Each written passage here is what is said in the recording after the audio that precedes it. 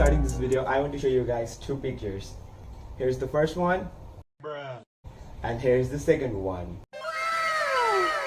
For those who like the first one, you need to get your eyes checked. For the people who like the second one, I'll tell you why you like the second one. So welcome to the second part of the series where I'll talk about both of the immigration that you will face while traveling. So first of all, let's talk about the Bangladeshi immigration. So first and foremost, before leaving your house and going to the airport, you have to download the My Sejatra or My Sejatera app. Sorry if I butchered that name. And you have to activate that app, because when you check in, the people behind the counter ask you to show the app and to check if the app is activated or not. That will be one less of a hassle if you prepare your app from your home, so you can just quickly show the app and proceed with your boarding.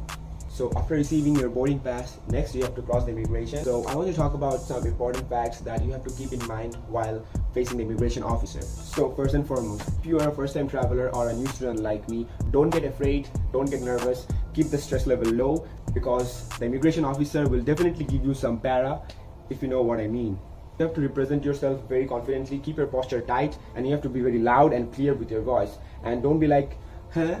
Ki bolchen? Ami shuni nahi? Don't be like that, because that will give the opportunity for the immigration officer to put more stress on you and eventually make you more nervous. After all, it's just the immigration officer, nothing to worry about. He's no one to decide your life. So the second tip that I want to give you is keep your academic documents on your hands reach, because the immigration officer will definitely ask for your academic documents. So the third tip is that know your documents. Don't just give it and stay quiet.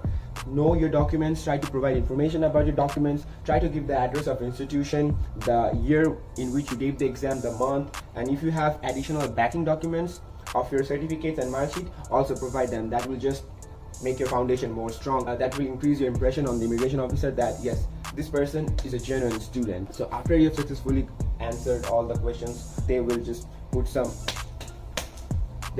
seals, and they'll just smack the hell out of your passport and the documents that you'll provide, and they'll tell you to proceed.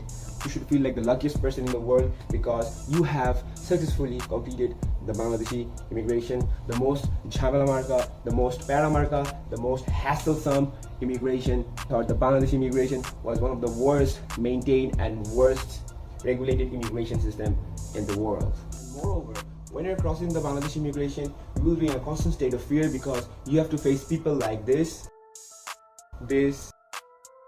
and this. So, best of luck. After you have successfully and safely landed in Malaysia, you don't have to be in a state of fear, because you will be greeted by people like this. You'll automatically be happy. Let's keep that aside and now talk about the immigration.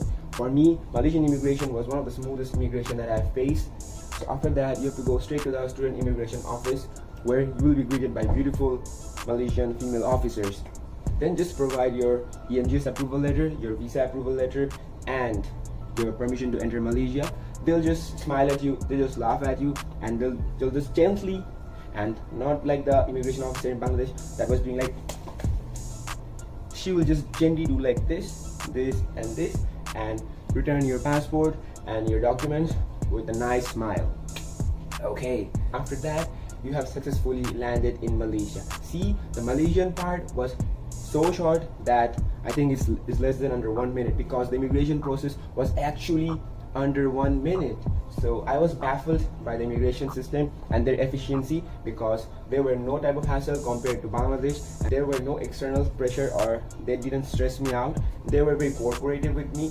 So yeah, 10 on 10 on the Malaysian immigration. When your transport arrives, just hop on the transport, and the person, you don't have to say anything to the driver, because he knows where he's gonna take you. So he'll just simply take you to the accommodation or to your hotel, show the receipt to the receptionist, and she'll guide you to the room, and yeah, then you're finally here.